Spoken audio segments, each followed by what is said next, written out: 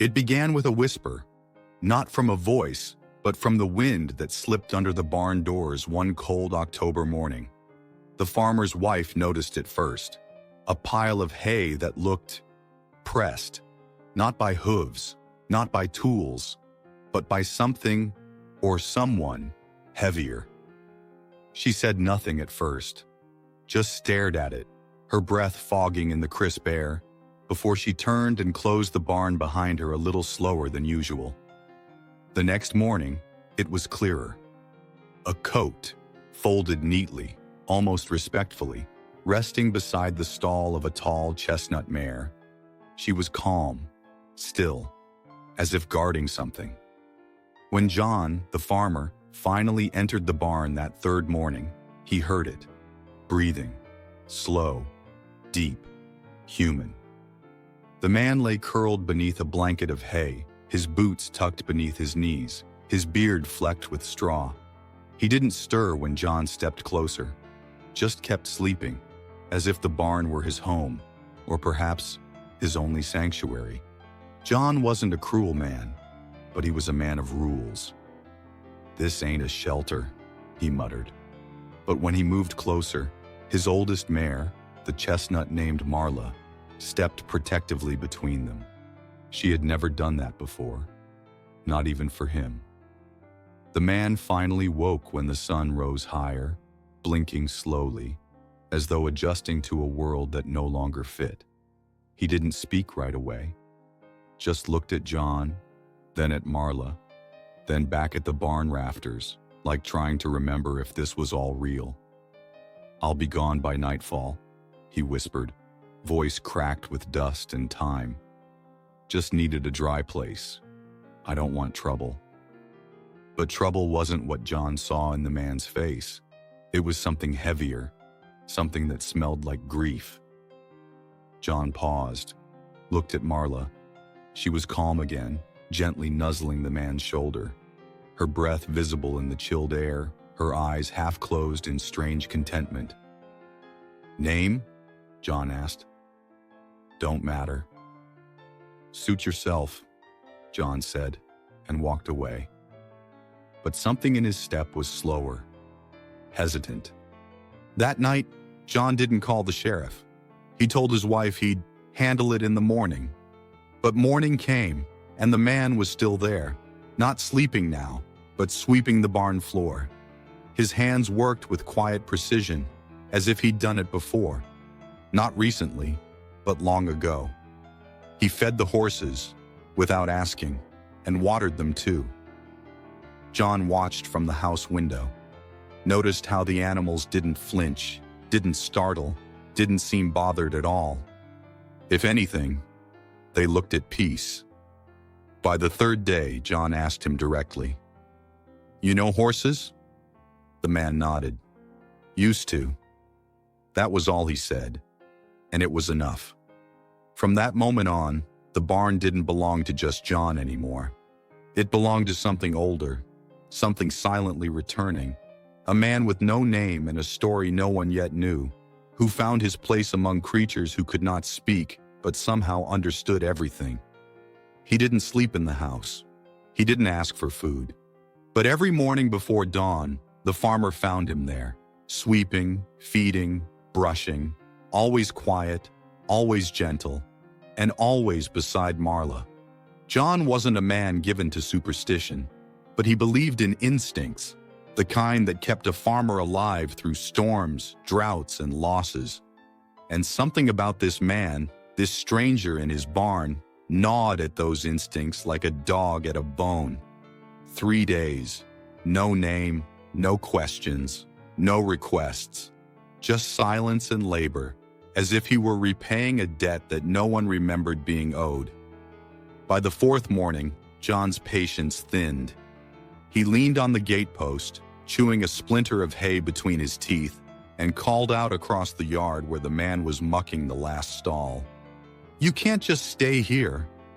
The stranger didn't pause his work. "I know." "Then why haven't you left?" He did stop then, straightened up, brushed straw from his jacket and looked out at the horizon, where the fog was lifting in silver threads across the field. "I told her I'd find her again," he said. "Who?"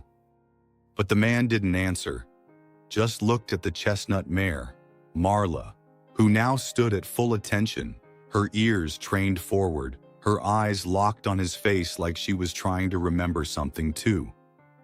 That night, John poured 2 whiskeys, set 1 glass on the barn's old workbench just inside the door. He didn't say anything, didn't even watch him take it. But in the morning, the glass was empty, and the floor of the barn was swept perfectly clean. The farmer's wife watched this unfold with narrowed eyes. "He's quiet, but he's not dangerous," she said. "Look at the horses. They'd tell us if he was." John didn't disagree. But the next day, he took a walk down to the sheriff's office, just to ask.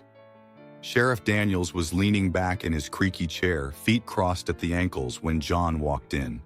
He raised one eyebrow, like he already knew trouble had come to visit. "I got a man sleeping in my barn," John began. Daniels sat up.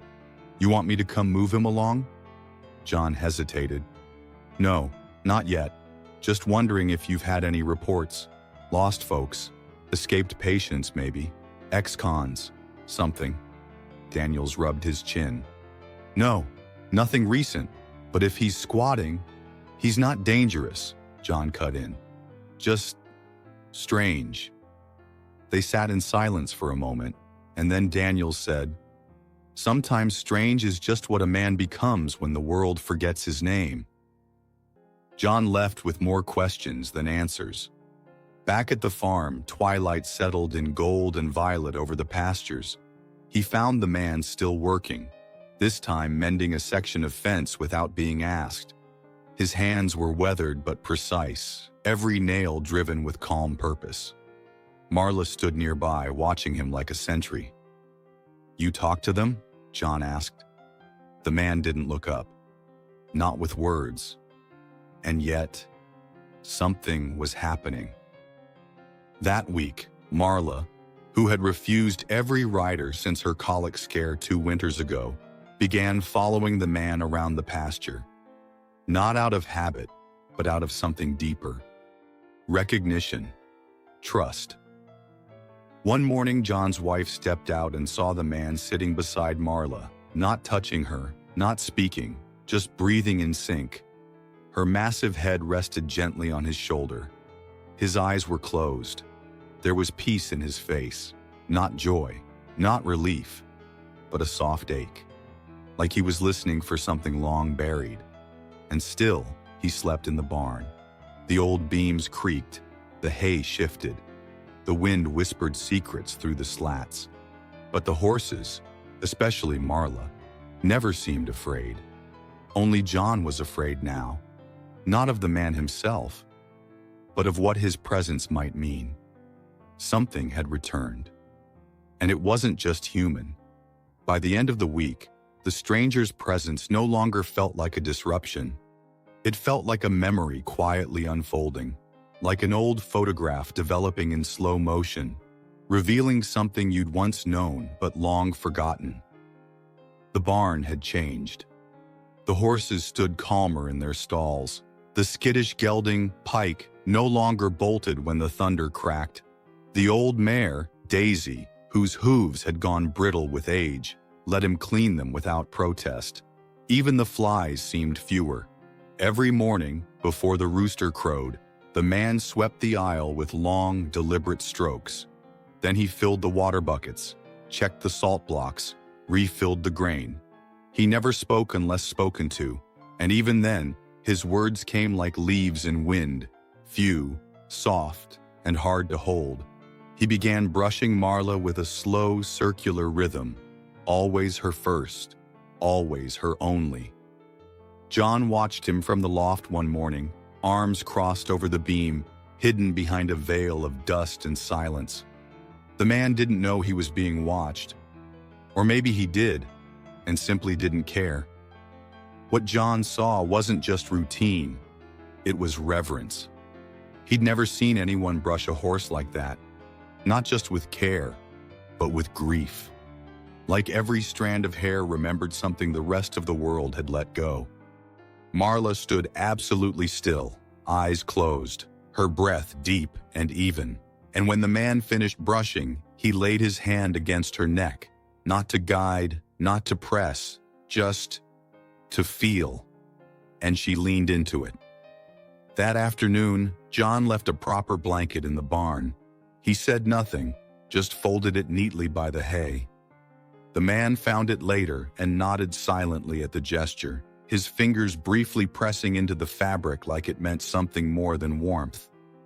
The stranger never asked for food, but he always left half an apple on the workbench after feeding the horses. John's wife began setting a plate of cornbread and eggs beside it in the early mornings. It was always gone by midday. Never acknowledged, but never left behind. One evening, John found him repairing an old leather halter. The buckle had rusted years ago, but now it gleamed, freshly oiled and functional. The man didn't say where he'd gotten the tools or the time. He just offered it silently when John approached, his eyes briefly flicking to Marla. "Fits her," he murmured. John took the halter, turning it over in his hands. "Where'd you learn that kind of stitching?" The man shrugged. "Had to." That night, the wind picked up again. The barn groaned in the dark, but inside, everything felt still, grounded. John stood in the doorway, watching as the man curled into his corner of hay, the new blanket pulled tight around his shoulders. Marla stood nearby, not in her stall, but loose, resting just a few feet from him, as if guarding him from the cold. The moonlight cast long shadows across the beams, catching dust in a slow dance. And in that silence, John began to wonder, had this man come here by chance, or had something drawn him? Because whatever he'd lost, or left behind, was starting to stir again. Not in his words, but in the way the horses looked at him, and in the way the barn began to feel less like a building, and more like a heart, remembering how to beat. It happened on a Tuesday. The kind of morning where the fog hangs low, softening the edges of everything, fences, trees, even memories. John had just finished fixing a latch on the chicken coop when he noticed it. Marla wasn't eating. She stood in the far end of the paddock, motionless. Not stiff with fear, not restless with pain, just still. Her gaze was fixed on the barn, on the figure standing at its open doors. The man. He was brushing the dirt from an old saddle blanket, the kind John hadn't used in years. And Marla didn't blink. She stared at him with a focus that felt almost too human. That afternoon, as the sun burned off the last of the fog, the man approached her slowly in the pasture. He didn't call her. He didn't whistle or bribe her with treats. He just stood there, hands at his sides, the wind catching the edges of his coat. And she came to him. Not fast, not dramatically, but with intention. Step by deliberate step, her hooves pressing into the soft earth like echoes from another time. John watched from the fence line, something tight forming in his chest. The mare stopped just a foot from the man. She lowered her head slowly, nostrils flaring. And he reached up, not to pet her, not to lead her, but to meet her gaze. They stood like that for what felt like hours. Two beings, two stories, one thread. When he finally lifted his hand to touch her face, she didn't flinch. Instead, she pressed into his palm, gently, trustingly, and closed her eyes. Later that night, John sat by the kitchen window, sipping coffee that had gone cold. His wife joined him, wordless. They both stared out at the dark silhouette of the barn, its windows dim but alive with a faint, flickering light. He looked at her, John whispered, like he was trying to remember a name. Maybe he was, she said. The next morning, something new. The man was humming. It was low, almost inaudible, but real, a tune with no words, a lullaby from the belly of time. Marla followed him from stall to stall as he worked, her head always just behind his shoulder. She didn't nudge, didn't beg. She just stayed close, as if tethered by something invisible. And then, just before dusk, something changed. John found the man in the stall with Marla again, but this time, he wasn't brushing her. He was tracing something along her neck, beneath the thick chestnut hair, where the skin darkened in a jagged line. A scar. It had always been there. John remembered it. Some said it came from barbed wire, others thought a fall. But the way the man looked at it now, not with confusion, but recognition, made John's stomach twist. He dropped his hammer without realizing it. The clang echoed through the barn. The man didn't flinch. He just looked up, eyes raw and wide, and said the first full sentence he'd spoken since arriving. She was burned. There. Just there. John's breath caught. "How do you know that?" he asked, stepping closer. The man's voice cracked. "Because I was there." Then he stepped back, hands trembling, and walked into the stall's far corner. Marla followed again, slowly, gently, like she remembered too. John stood frozen in the aisle. He didn't know the whole story yet, but the pieces had begun to move, and somewhere, deep in that scar, hidden beneath years of dust and silence, a memory had opened its eyes. The scar wasn't new. John had seen it for years, a thick, dark line under Marla's mane, curved like a question mark across her neck. But until now, it had just been a mark, a mystery best left alone. Now, it felt like a doorway. That night, after the man's words had settled into the barn like dust in the beams, John couldn't sleep. He lay in bed, staring at the ceiling fan turning slowly, replaying the moment. The way the man's voice had cracked, the way his hands had trembled, the way Marla hadn't moved away.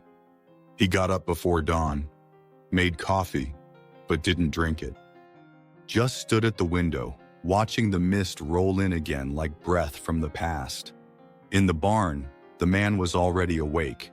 He sat in the straw beside Marla, head bowed, hands resting in his lap. She stood over him, her chest rising and falling in rhythm with his. Neither moved when John stepped through the door. The silence between them was thick, but not uncomfortable, like the space between old friends who've seen too much to need words. John cleared his throat. "That scar?" The man nodded. "I saw it happen. I caused it." His voice didn't hold guilt, just sorrow, like someone carrying a memory too long for it to hurt in the usual ways. John waited. The man didn't lift his head. He reached up instead, gently brushing Marla's mane aside, revealing the scar once more. "She ran into the flames," he said quietly, "trying to find her. My daughter." John's heart stopped for a beat. "She was inside?" he asked. The man finally looked up. "We all were." A long pause. Then he added, "Only 2 of us came out." John leaned against the post, his hands gripping the wood like it might steady the weight of what he was hearing. "I don't remember much," the man continued. "Just heat, screaming, the roof falling. I got my girl out, but the barn, the old one, it collapsed. I thought Marla was gone." He stopped, swallowed. "But she wasn't?" The man shook his head. "Someone must have pulled her out later, sold her, changed her name." John blinked. "Her name wasn't Marla?" The man smiled, the first real smile John had seen. "Luna. We called her Luna. Because she was born on the night of the blood moon, my daughter picked the name. That name, Luna, hung in the air like an echo from another lifetime. The horse lifted her head slightly, ears twitching. And in that moment, John saw it. Recognition, not just from the man, but from the horse. A flicker in her eye, a softening in her breath. The name had found its way back to her. "She remembers," John said quietly. The man didn't reply. He didn't need to. Instead, he reached into his coat and pulled out something wrapped in an old cloth. He unfolded it slowly, reverently. Inside was a faded, soot-stained photograph. A little girl with tangled curls and dimples grinned into the camera, her arms wrapped around the neck of a young chestnut foal. The foal's eyes were bright, and under her chin, a tiny mark, a shadow of the scar that would come. John felt the air leave his lungs. "How long ago?" he asked. The man stared at the photo like he might fall into it. 17 years, he whispered. "Since the fire." "And your daughter?" John asked gently. The man nodded, eyes misting. "She made it. But she was never the same. We lost everything. I lost myself." The barn was still. Even the horses seemed to hold their breath. The photo trembled slightly in the man's hand. "I've searched for her, for Luna, ever since," he said. "Not every day, not always out loud, but I looked. And now?" The man looked up. "She found me." And for the first time, John didn't see a stranger in the barn. He saw a man who had been lost, and a horse who had waited. The storm arrived without warning. Clouds gathered like bruises across the sky, and by early evening, rain fell in heavy sheets, the kind that silences even the wind. The barn groaned under the weight of it, old wood soaking in time. John stood at the doorway, watching the downpour swallow the pasture. He thought about the man and the story he now carried, burned into him like the scar under Luna's mane. He turned to go back inside, but stopped when he saw the light, a soft, flickering glow from within the barn. He walked slowly toward it, boots sinking into the wet earth. Inside, the man sat cross-legged in the straw, a lantern beside him casting long shadows on the walls. Rain tapped the tin roof like fingers searching for something lost. Luna stood nearby, calm, unmoving, her head lowered close to his. He was whispering. John leaned against the doorway, not speaking. Not yet. The man's words were soft, like fragments of a memory spoken through broken glass. She was crying, not because of the fire, but because Luna was still inside. She wouldn't leave without her. His voice cracked. He wiped his face roughly with his sleeve, as if the tears surprised him. "I tried. I ran back in. The smoke was so thick I couldn't breathe. I called her name, over and over." Outside, thunder rolled. Then I saw her, Luna, through the flames, trying to get to my daughter, not running from the fire, running toward it. John felt something tighten in his throat. I grabbed the girl and ran, but I couldn't reach Luna in time. I thought that was it. The lantern flickered. The rain grew louder. I never told my daughter she made it out. I didn't want to give her hope. I didn't think I deserved to. He looked up at Luna. But she did, and she waited. Somehow. She waited. Luna stepped forward, lowering her head again. Her muzzle brushed his cheek, so gently it seemed like breath. And then came a sound John hadn't expected. The man, quiet, broken, lost, began to cry. Not the restrained kind, not quiet sobs or buried pain, but open, raw weeping, the kind that shakes the bones and spills years into moments. He buried his face in Luna's neck and she didn't move. She just stood there, still, present, whole. John stepped back into the rain, letting it wash over him as he walked toward the house. He didn't want to interrupt what was happening in that barn. Some storms are meant to cleanse. Inside, his wife met him at the door, towel in hand. "He okay?" John nodded. His voice was barely a whisper. "He's remembering." The rain passed overnight, leaving behind a quiet that felt heavier than the storm. The air was thick with the scent of wet wood, mud, and hay. Mist curled along the edges of the pasture like smoke that had lost its fire. John stepped into the barn at sunrise, his boots still damp. He didn't expect to find the man asleep. He never was.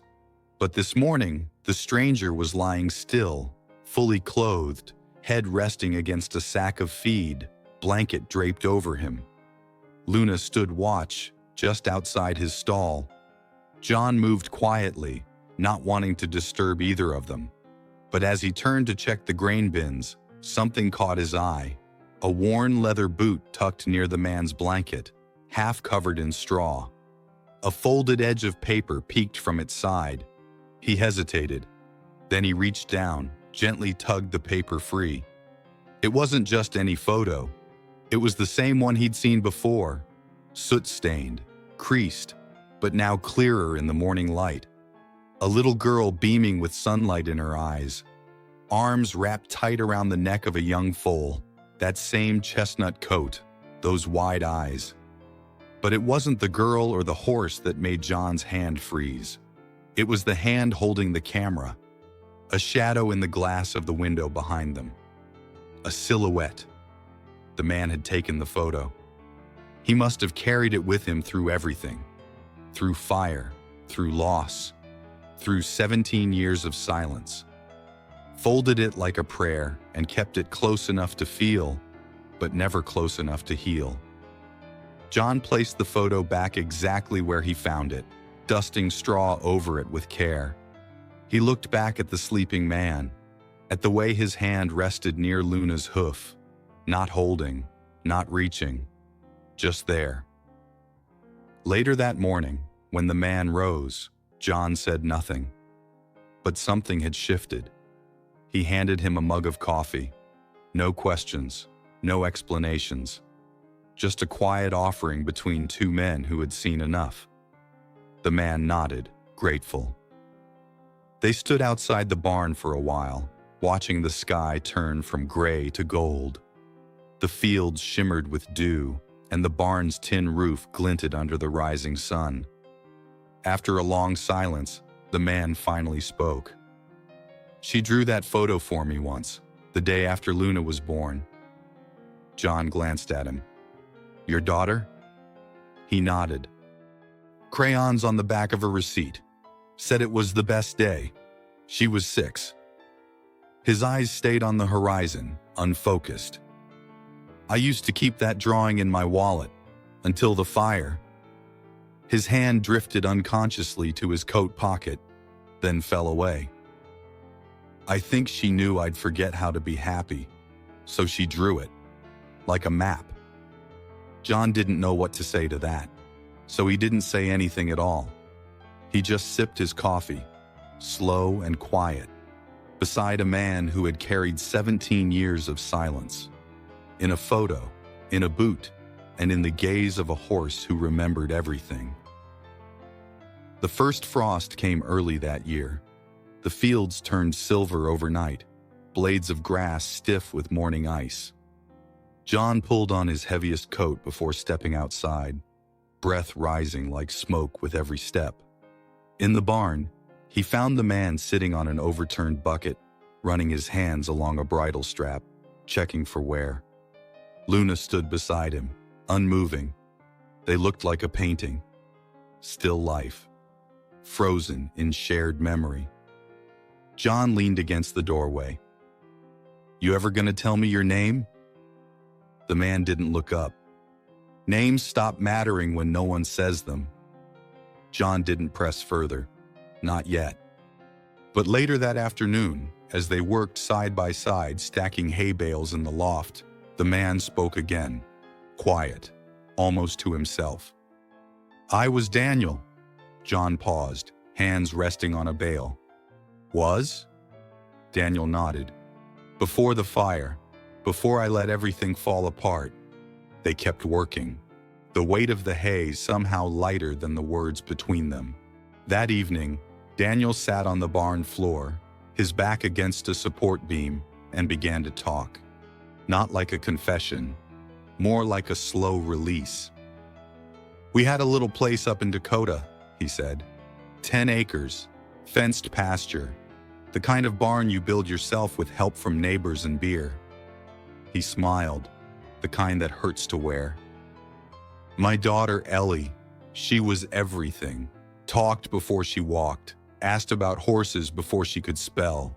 The day Luna was born. He shook his head, eyes distant.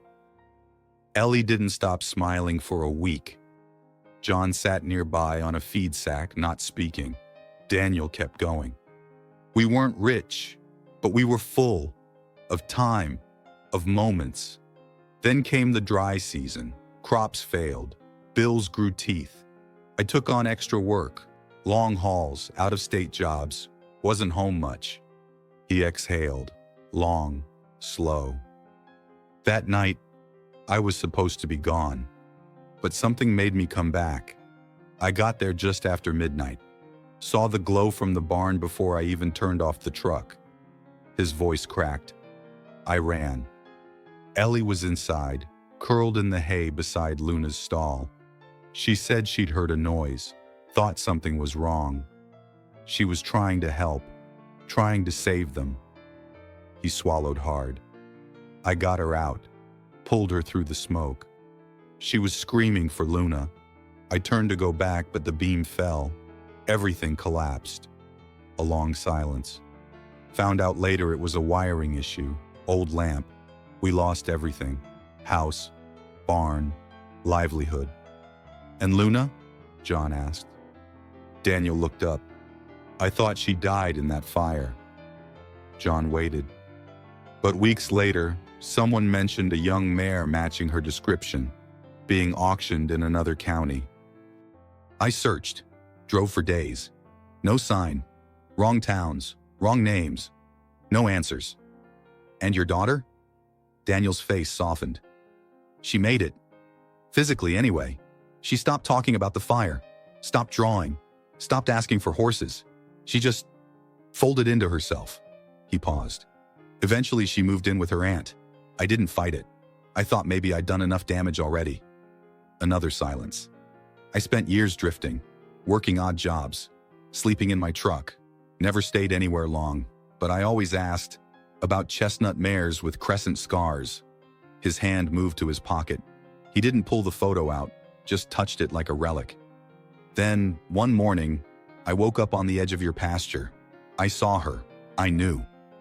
John's voice was low. You didn't come here by accident. Daniel shook his head. No. I came home. Outside, the wind stirred the frost from the trees, shaking it loose in a soft shimmer. In the barn, Luna stepped closer to Daniel, lowering her head once again. She remembered too. Not just the pain, but the promise. The fence had nearly fallen apart by then. It stood at the far edge of the pasture, near the old cedar tree where the land dipped just enough to catch the last of the day's sun. It wasn't part of the main corral, just a lonely stretch of weathered wood, leaning like tired bones. But for Daniel, that spot held something sacred. He walked there often now, always with Luna beside him. No halter, no rope, just trust. One evening, John followed at a distance, curiosity pulling at him like thread. He stopped just short of the rise and watched as Daniel reached the fence and rested both hands on the top rail. Luna stood beside him, her chestnut coat catching the amber light like flame.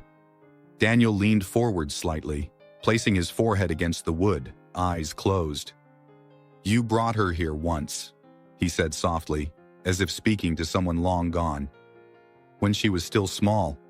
We stood right here. I lifted her up to see the sunset. He paused, taking a slow breath. She asked if horses remembered people. I told her yes, if the bond was strong enough. His hand drifted to Luna's neck. She asked if Luna would remember her if they ever got separated. And I said, He choked on the words, voice trembling. I said she'd never leave her. That was my promise. John swallowed hard, still watching. I broke that promise, Daniel continued. I left. I lost her. And Luna. He glanced at the mare. She waited. The wind picked up gently, rustling the dried leaves around the cedar's roots. Luna shifted her weight and leaned closer, pressing her muzzle against Daniel's side. I never got to say goodbye, he whispered, to either of them. I thought if I stayed moving, stayed away, the guilt would stay quiet. He looked up at the horizon, where the sun dipped low, spilling gold across the pasture.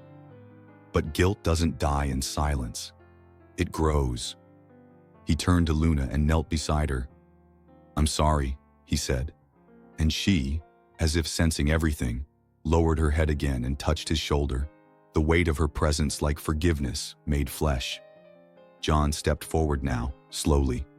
He didn't speak, just stood with them at the fence, watching the last light fade. After a long silence, Daniel turned to him. She used to leave little notes for me, folded into fence posts, under rocks, little drawings. John nodded. You ever find any? John thought a moment. Couple years back, I pulled an old board off this fence, found a note tucked inside the knot. He paused. Didn't make sense then. Just said, don't forget Luna loves the moonlight. Daniel closed his eyes. She did, he whispered. Used to sit with her during full moons. Said Luna's eyes turned silver. No one spoke after that. The three of them, man, horse, man, stood at the fence as dusk settled like a blanket across the land. And for the first time in 17 years, the promise was kept. The barn was quieter than usual that morning. Even the chickens kept their distance from the gravel path, as if the wind had whispered something sacred across the fields. Daniel sat in the loft, legs dangling over the edge, a notebook open on his lap. He wasn't writing, just staring down at the yellowed pages, thumb pressed against the corner. John entered carrying 2 mugs of coffee. He set one down beside him without a word, then leaned against the beam. You ever figure out where she went? After the fire? He asked. Daniel nodded slowly. I traced it back. Took me years. He turned one page in the notebook. Inside were clippings, old classifieds, grainy photos, hand-scribbled phone numbers long disconnected. She was picked up by a livestock trader passing through the county. Saw her wandering the edge of a field, thin, burned, limping. Didn't know her name, just that she was a survivor. Daniel flipped to another page, a scanned document, faded with time. Auction slip, he said. No microchip, no papers, just a chestnut mare, medium height, branded on left hind. That was it.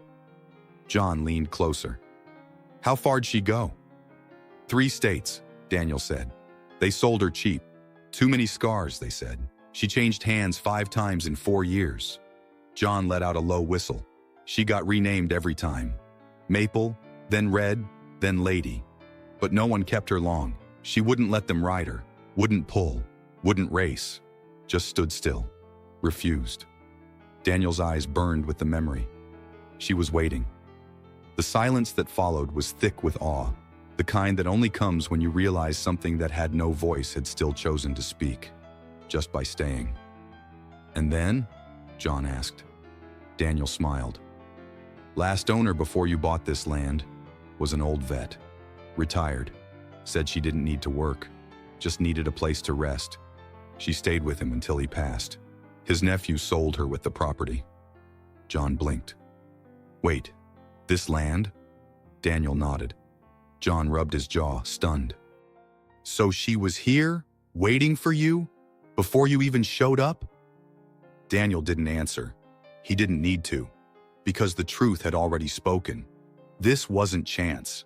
It was a path only Luna could walk, through auctions, strangers, years of neglect, until she found her way back to the one soul she had never forgotten, the man who had whispered her name in fire. That afternoon, John found Luna standing at the fence line again. She wasn't looking at anything in particular, just standing, watching the trees sway, ears flicking softly with the breeze. He walked over and ran his hand down her neck, fingers brushing the scar. "Some things," he murmured, "don't forget how to come home." Some horses resist the saddle because of pain, others because of fear. But Luna, she simply refused. For years, no one could ride her, not for lack of trying. One by one, they climbed aboard and were quickly reminded. This mare chose who she carried, and she hadn't chosen anyone. Until now. It was a crisp morning. Frost clung to the ground like lace, and the air tasted of wood smoke and cold metal. Daniel stood by the mounting block, eyes fixed on Luna's back. The saddle lay untouched on the rail. He didn't move to pick it up. He just waited. She stood near the pasture gate, watching him. No halter, no reins. The wind lifted her mane gently, revealing the scar beneath. Daniel took a single step forward.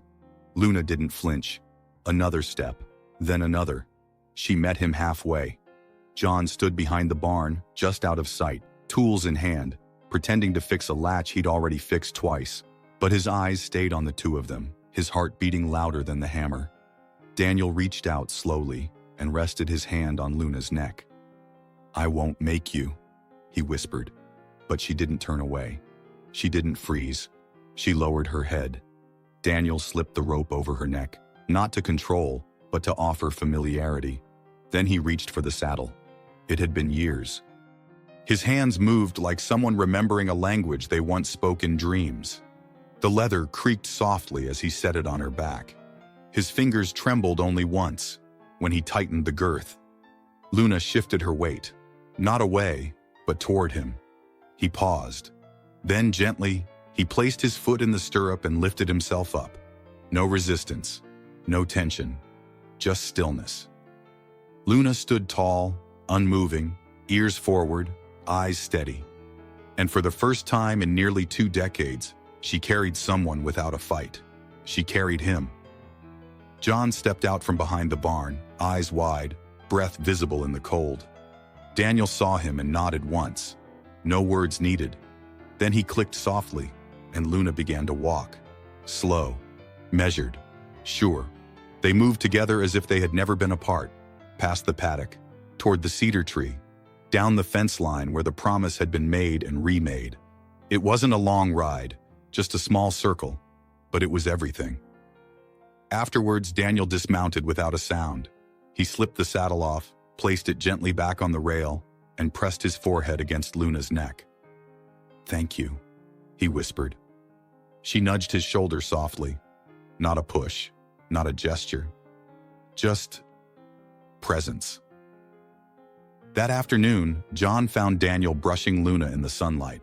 No words between them, just breath and wind and the quiet rhythm of trust rediscovered. He leaned on the post and said, "You ever think maybe she wasn't waiting for you to find her?" Daniel looked up. "But for you to be ready again?" Daniel smiled. Maybe both, he thought. Because some horses don't just carry weight, they carry souls. The first rays of morning stretched long and gold across the frost-dusted fields. A hush lay over the farm, as if even the land itself knew something sacred was about to happen. Daniel was already in the barn, standing beside Luna with a saddle in hand. Not rushed, not hesitant, just present. Outside, a thin mist hovered over the grass, rising slowly like memory. The air was sharp with cold, but his hands were steady as he cinched the girth. John leaned in the doorway, coffee in one hand, blanket draped over his shoulder. "Going somewhere?" Daniel gave a small nod. "Thought I'd see the world from her back again, just once, while the day's still new." He said it softly, like a wish spoken without expectation. Luna nuzzled his shoulder gently, as if to answer. He led her out into the open, hooves soft against the earth, breath puffing in rhythm with the quiet of the morning. He mounted smoothly, with no fanfare, just grace. The sunrise caught them full as they crested the first hill. Daniel sat tall, not like a rider showing off, but like a man being held up by something older than bones. Luna's pace was slow, almost ceremonial. Her ears twitched toward the sounds around her. A mourning dove in the distance, the gentle hush of wind through bare branches. They moved past the cedar tree, along the stretch of fence that had once held a promise. The frost sparkled along the rail like threads of silver. Daniel closed his eyes briefly as they walked. The saddle creaked beneath him, a sound he hadn't heard in years, but now returned like an old friend. He breathed in deep. The air was clean, real. At the bottom of the pasture, they stopped. No command, no pull. Luna halted on her own. Daniel looked around. The old stump where Ellie used to sit with her sketch pad was still there, covered in moss and memories. He dismounted slowly, boots crunching softly on the cold grass. From his coat, he pulled something folded, worn, fragile. The photograph. He walked to the stump, placed the picture on top, weighed it down with a small stone. "Just in case," he murmured. Luna came beside him, her breath fogging the air. Daniel turned and faced her. They stood in silence, the kind that wraps around grief, not to smother it, but to give it shape. And then she did something he hadn't expected. She bowed her head and touched her muzzle to his chest, pressed there, still, steady. And he wept, not because he was sad, but because he remembered who he was. Not the drifter, not the ghost, but the father, the friend, the man who once believed horses could remember people.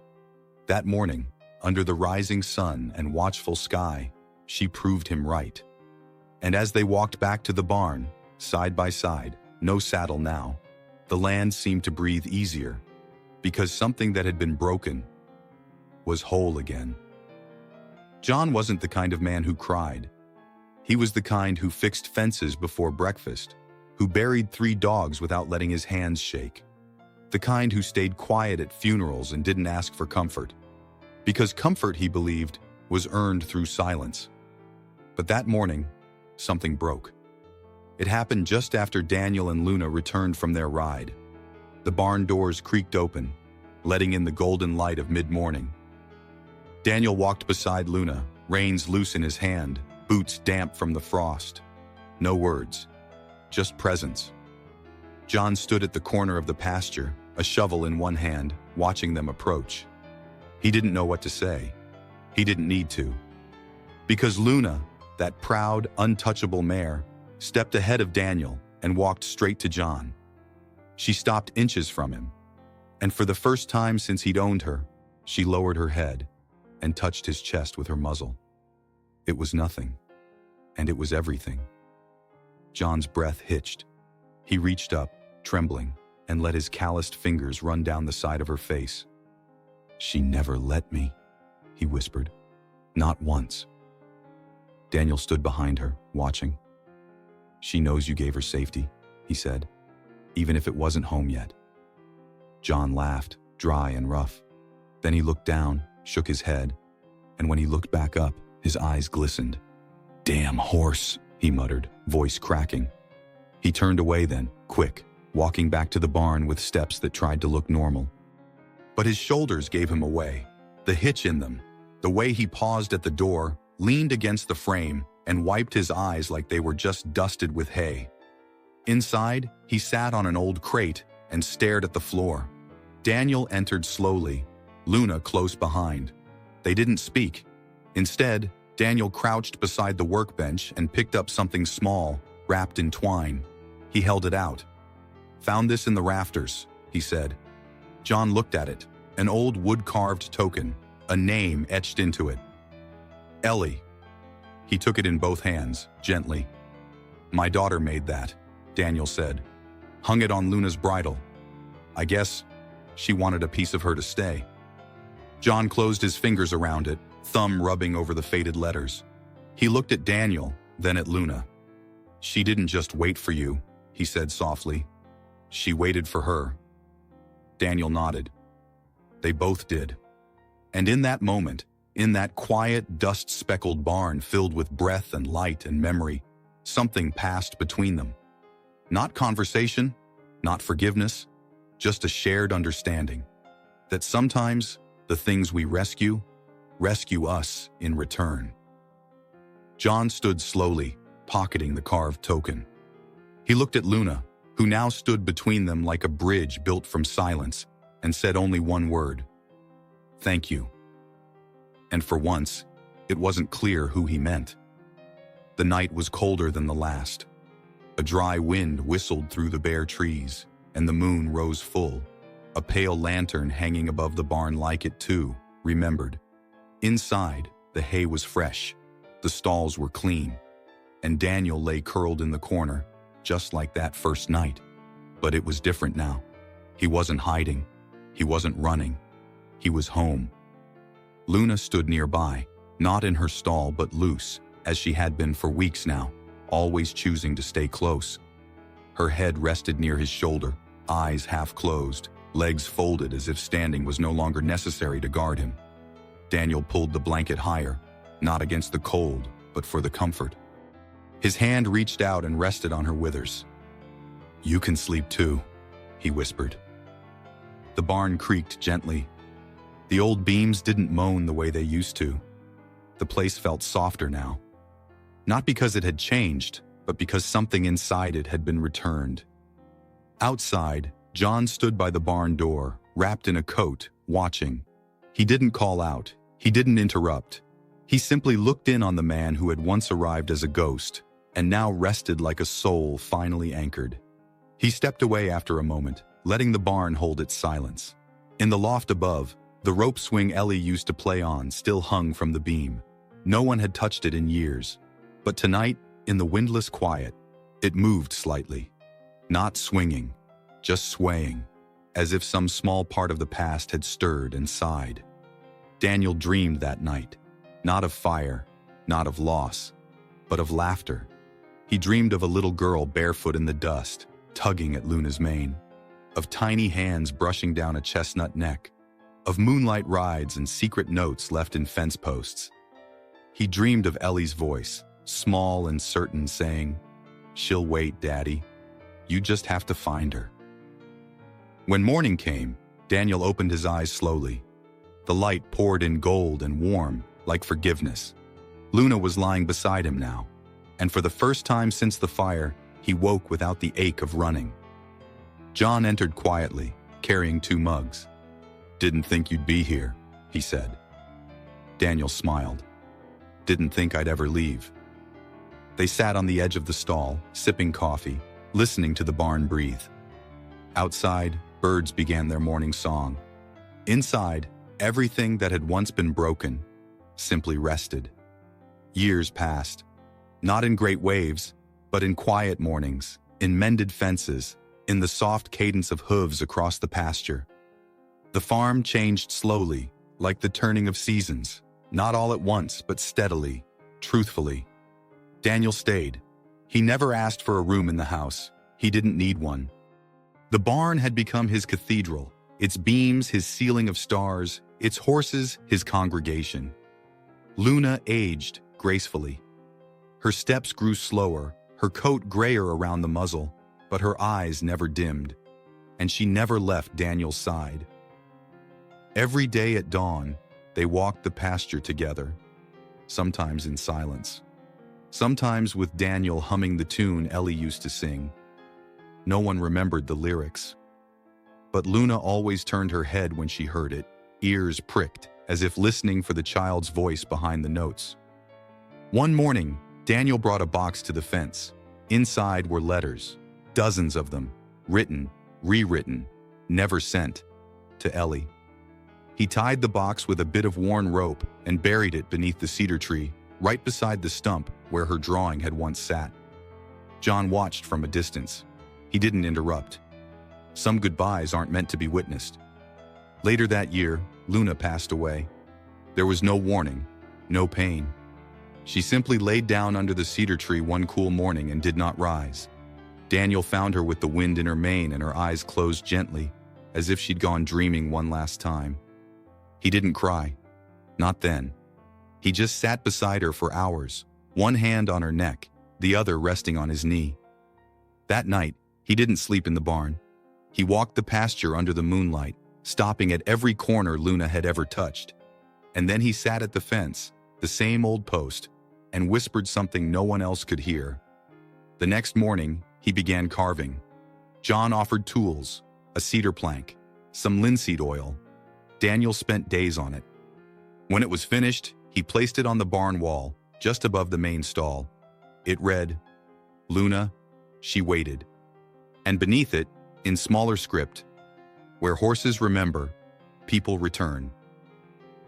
The barn became more than a structure. It became a story. People came from nearby towns, then farther, to ask about the man who had found his horse, or the horse who had found her man. They didn't always get the whole tale, but they felt something when they walked inside. They felt presence, they felt peace, and sometimes when the wind was just right, they swore they could hear hooves in the night, and a girl's laughter riding beside them. Daniel stayed until his final days. He never asked to be buried. He just said, "If I'm not in the barn, you'll find me where she's waiting." And that's exactly where they left him. Beneath the cedar tree, beside the fence, across from a stall that never held another horse. Because some places aren't meant to be replaced. Some bonds never untie. And some love, the quiet kind. The kind built in silence, in breath, in eyes that remember, never truly ends. It just rests.